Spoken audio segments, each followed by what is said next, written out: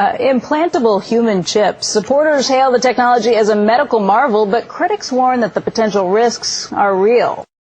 Well, they talked about, for example, electrical hazards. This thing is by no means inert. The way it works is it actually picks up and amplifies ambient electromagnetic energy from the reader devices. And if you have one of these things in your arm and you get within range of a powerful electromagnetic field, it can actually burn you. Oh, and by the way, it can kill you if you get out of line. A closer look at the who and the why behind this idea.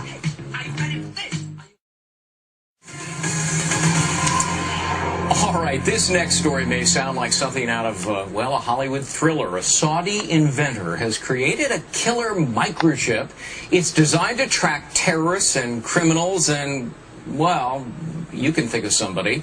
Not only does it include a GPS device, it also has a lethal dose of cyanide, which can be activated at any time. You get my point? The inventor's bid for a patent has been rejected in Germany. Joining us now this morning to talk about it, Jake Ward, deputy editor of Popular Science. Okay, this is pretty macabre, pretty sinister and nefarious. How exactly would this work? Well, there's a category of technology that involves GPS tracking systems being shrunk down to the size where you could actually implant it surgically. And we've seen a number of applications for this. This is without question the most sinister version of it that I've certainly heard of. You know, and the notion of tracking criminals is not new, but the notion of killing them remotely, I think, is a whole new thing. Yeah, and Germany says, look, we're not going to approve this. That's because for that very purpose. And apparently, in some of the paperwork in applying for the patent, you know, you could track fugitives from justice, terrorists, illegal immigrants, criminals, political opponents, defectors, and Saudi Arabians who don't return home from pilgrimage. It's a little bit wild. I agree. I mean, the thing about you know, this kind of patent is Germany has very tight laws about making sure that you're not registering something that really is just a bad idea, a scary idea. And in this case, this guy obviously has some very strong feelings about what it would be used for, but it just seems a little outlandish. Yeah. Well, terrorist groups might be interested. I'm sure they'd be happy to grant their own form of a patent for that. Sure.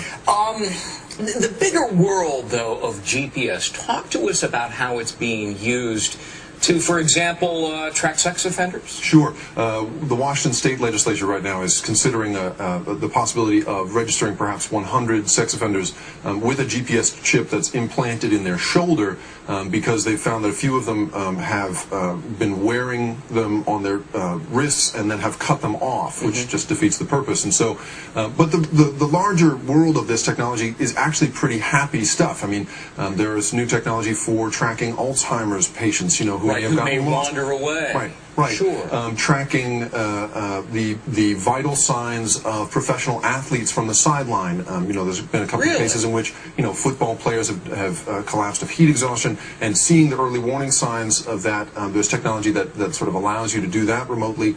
You know, even something as benign as keeping track of your dog, you know, a radio frequency tag implanted in your pet, the vet, you know, finds a stray, scans it, and finds its rightful owner in an instant. Yeah. Do you see an explosion of the use of GPS devices? And obviously a lot of people are concerned about an intrusion of privacy. Absolutely, sure. I mean, I think that there is a trade-off there, and obviously this you know, the inventor who filed for this patent has gone across the line in terms of privacy.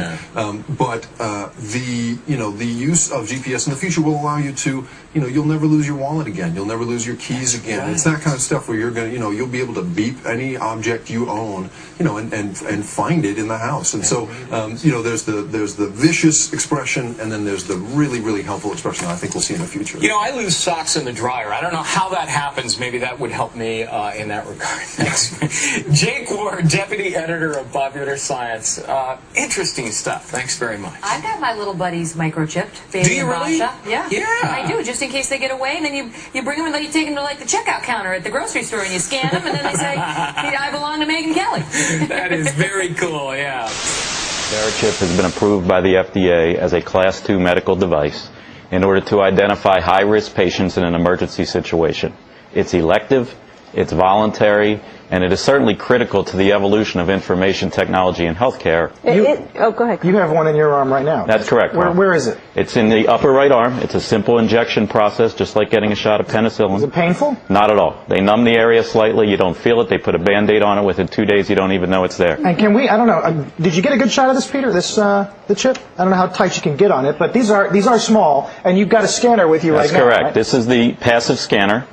The critics would say, and I listened to it, and I'm trying to figure it out, but they use the they word a lot. Is there a vast RFID conspiracy out there that is they would say this is a slippery slope.